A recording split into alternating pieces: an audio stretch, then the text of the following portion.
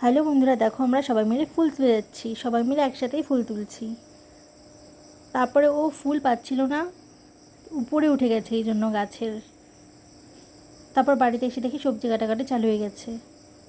ঠাম্মা এখানে হাসছিল, আমি ভিডিও করছিলাম জন্য। এখানে ঠাম্মা পনির কাটছে। এদিকে রান্নাবাড়ি চালু হয়ে গেছে। আমি মালা গাচ্ছিলাম ঠাকুরকে পরানোর জন্য। ভাই পাশে দুষ্টামি করছিল। একে একে সব মালা গাঁথা কমপ্লিট। এখন সব মালাগুলো ঠাকুরকে আমি পরিয়ে দেবো। এইদিকে আমাদের বাড়িতে ঠাকুরের প্রোগ্রাম চালু হয়ে গেল।